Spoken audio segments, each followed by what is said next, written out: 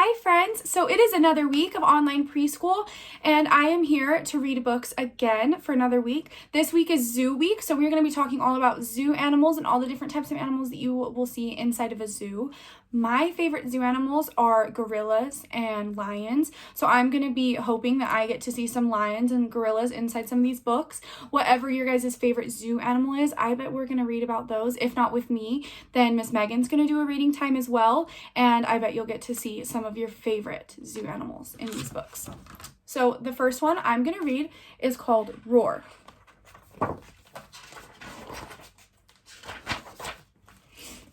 Okay. One day, while great big lions lie basking in the sun, a jolly little lion cub goes off to find some fun. Little baby lion. Lions are my favorite. Roars the lion cub. Who will play with me? One red monkey rushes up a tree. Ooh. Friendly little lion cub feels a little sad, plods down the pathway, pad, pad, pad. He roars by the lake. Will you walk with me today? Two pink flamingos flap and fly away.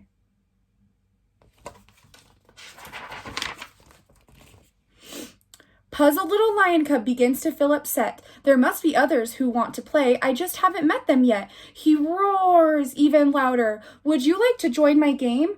Three orange warthogs cry, no thank you, just the same. They're running away, they're scared of him.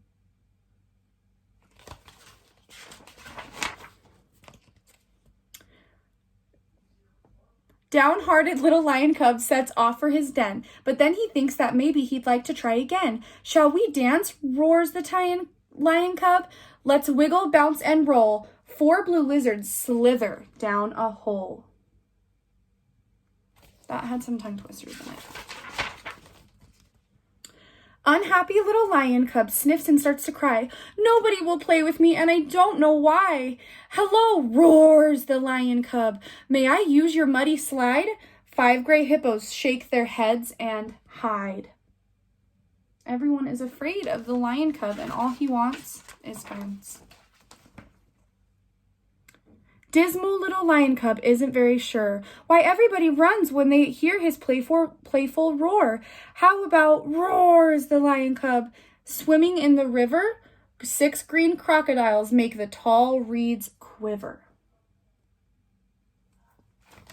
So all of these animals in this book, I think most of them are at the zoo. When we go to the zoo, we can see them. Gloomy little lion cub, whenever he draws near, roaring in his nicest voice, makes everyone disappear. He's all alone right down here, and there's no friends anywhere. He roars across the grassland. I'm not having any fun. Seven black rhinos kick their heels and run. Ooh. I've never seen a black rhino before.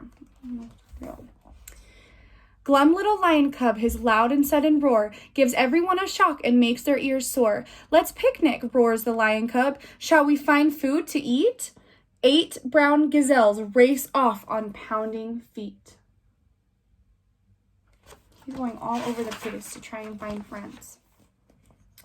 Lonely little lion cub still hasn't found a friend, but suddenly he hears a noise coming around the bend. What do you think it is? Wow, roars the lion cub. Look at what I see. 9 yellow little lion cubs roaring just like me. They're so cute. Come with us, roar the lion cubs. Together we'll explore. Now there is 10 happy little lion cubs. And they're just running around roaring. Roar, roar, roar. Those are all the animals, and they're scaring them. And okay, now we are going to read this book that has a really cool tiger on it, and this is called At the Zoo.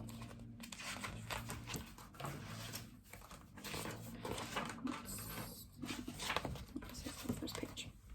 Look once, in the wild, these stripes spell danger. They belong to the world's largest cat. So the tiger, apparently, is the world's biggest cat. Look again, a tiger's stripes are easy to see at the zoo, but in the wild, these stripes help a tiger blend into the tall grass where it hunts for food. Small animals may not see the prowling tiger until it is too late. This spot is called an eye spot. It looks like an eye, but it cannot see. It is on the tail of a big, colorful bird that roams the zoo. You guys know where this leaf comes? What bird has that leaf on it? What kind of a feather that is? It's a peacock. The peacock spreads its tail feathers into a giant fan. Only peacocks, the males, have showy feathers with eye spots. Peahens, the females, are dull brown. The peacock rattles its tail feathers loudly, so a peahen will notice him. He is a big show-off. So if you see any of these peacocks at the zoo, it's always a boy peacock. That's the kind of feathers that they have. What kind of cat has such long whiskers on its snout? What kind of a cat is that? It's my favorite animal. The lion has long whiskers and a keen sense of smell. A lion's whiskers help it feel its way through the bush. On the plains of Africa, lions are mighty hunters. He's kind of cute. These eyelashes belong to a huge animal with very small eyes. What eyes are those? Those are some long eyelashes. Ooh, an elephant. The long eyelashes of an African elephant help protect its eyes from dust and sand. African elephants are enormous. Some stand 13 feet high and weigh 7 tons. Elephants stay warm because they are so big. They do not need a fur coat. This is why an elephant has little hair. We see lots of elephants at the zoo. Big hairy humps like these could only belong to, that one's easy, you guys should know that one. What animal has humps on its back? Camel. Camels with one hump are from Africa, and camels with 2 humps are from Asia. A camel stores its food and water in its humps. It can go many days without eating or drinking. So the humps store food and water. When he drinks water, they stay up there so that he can go a long time without eating or drinking in the hot desert. That's pretty cool. It is strong and sharp. It can crack the hardest nuts. Don't stick your finger into this nutcracker. That would really hurt. The Amazon parrot uses its beak to open nuts and seeds. It holds food with its feet, then reaches down with its thick, hooked beak. Crack! The shell falls onto the ground. Where does the seed go? Down the parrot's throat. Do you see black stripes on white or white stripes on black? Only one animal wears stripes like these. This one's super easy. A zebra. In the zoo, a zebra's stripes are easy to spot, but in the wild, the stripes blur when a zebra runs. Then it is harder for a lion to catch the zebra. If it is caught, a zebra will fight with its powerful hooves. Sometimes it can even kill a lion. Did you know that? Because I didn't. The end. Okay, we have about 2 more books that I am going to read. Let's read this one. This one is called Hiccupopotamus. Hiccupopotamus.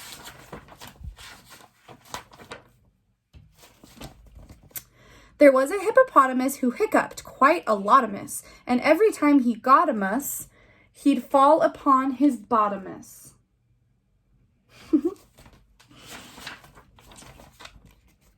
One day he saw an elephant with cakes of green and yellowfint. He tried to tell her, "Hello-ophant." He hiccuped and scared her. Uh-oh. But it didn't go so well-ophant. Oh my gosh, it got on the elephant's face. I bet he was mad. She chased him towards a centipede, pouring new cementipede. He hiccuped by accentipede. So he hiccuped by accident. And tripped the elephantipede. They're both covered in cement now. They ran to a rhinoceros with minty dental flosserus. His string went all crisscrossius.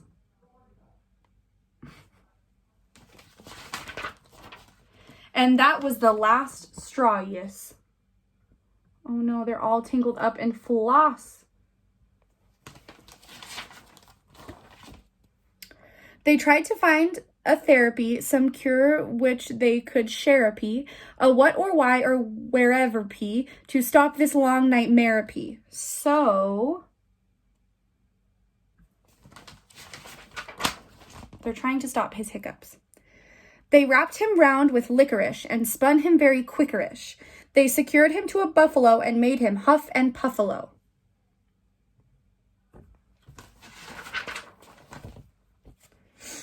They acquired an aquarium and flashed him something scarium. They poured him tubs of vinegar and tickled his chinny chin chiniger.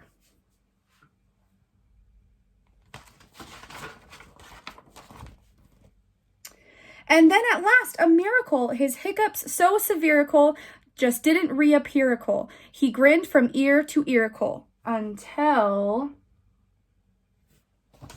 oh no. Hic, hic, hic. Everybody else has the hiccups now. And now he's reading, trying to fix their hiccups. That one was kind of silly. Okay, we have one more book, and it's my other favorite zoo animal. This one is about gorillas. The gorillas are probably my favorite, actually, to see. Gorillas live in families, like many people do. A gorilla family is called a group. In most groups, there are 2 or 3 mothers and their children. A group may have 1 or 2 young males. A young male gorilla is called a blackback.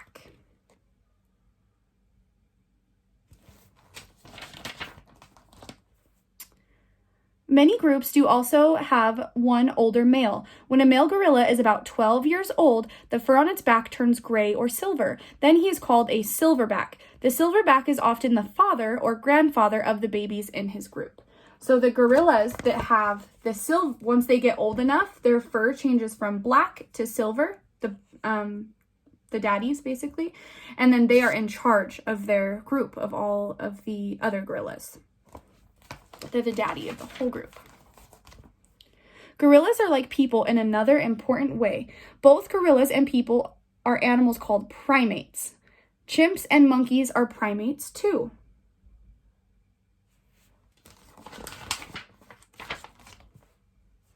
Every primate has a thumb and 4 fingers on each hand. The thumb makes it easier for a primate to pick a leaf off a twig or swing from a branch or tickle a baby. So we are primates because we have a thumb and we have 4 other fingers. And that's why these are primates, because they have thumbs just like us and other 4 fingers. So that's their thumb and their other 4 fingers. And look, it makes it so they can easily hold their babies.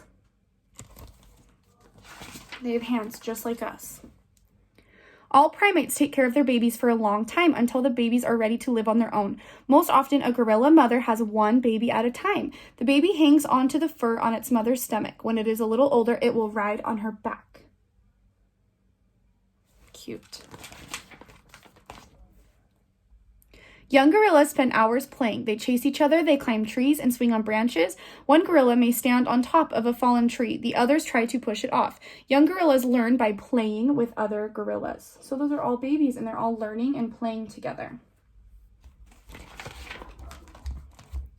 A young gorilla learns to make grunts. That means, stop it, don't do that.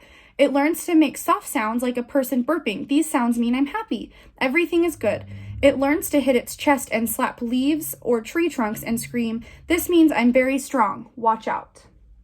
So they make different noises depending on how they're feeling to communicate with the other gorillas if they're mad or sad or happy. A young gorilla drinks its mother's milk. Grown-up gorillas eat leaves and fruit, and sometimes insects or flowers. They hardly ever eat meat. Gorillas are big animals. A silverback can be as heavy as 2 grown men.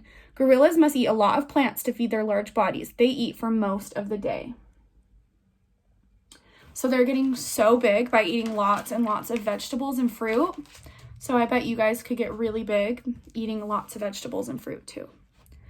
When gorillas are not eating, they rest. Sometimes one gorilla grooms another. It uses its fingers to pick out dirt or sometimes ticks and lice out of the gorilla's hair. After they rest, the gorillas walk to a new spot to eat some more. So that gorilla is looking at the back of his and picking out bugs or leaves or cleaning its fur. When it gets dark, gorillas build nests on the ground or in bushes or trees. They press down leaves and grass to make a soft pillow. Every night they build a new nest in a new spot. I did not know that. When gorillas grow up, they often leave their groups. A female gorilla may find a new group or a new male to live with. A male gorilla lives alone or with other young males for a few years. Then it joins a new family group or finds some females to live with. Some gorillas can live up to 40 years. So they live a long time. It's really long, actually. There are not many places left where gorillas can live. They live in the forests of Africa where they have food to eat. But people chop down trees. They have to sell the logs. They use the land for farms or dig mines for metal. People also hunt gorillas. Many gorillas are in danger. If people do not help them, soon there will be none at all.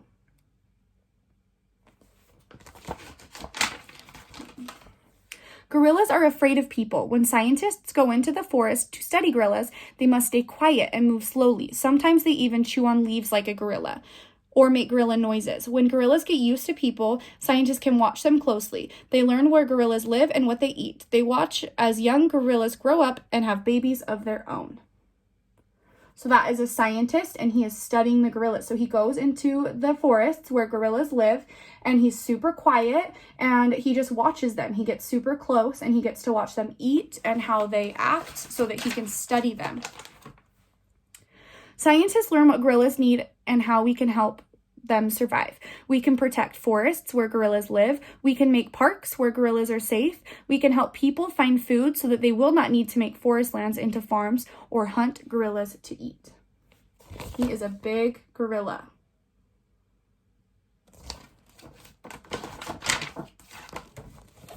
Gorillas are primates just like us, and they need our help to survive. That is a little baby gorilla. Okay, that is all the reading that I'm going to do today. Megan is going to do a reading video as well, just like normal, so she'll have one too. Me and Miss Megan have other videos that we're going to do as well soon, but we miss you guys so much, and I can't wait till I get to see you guys again. I hope you have fun during Zoo Week. Bye!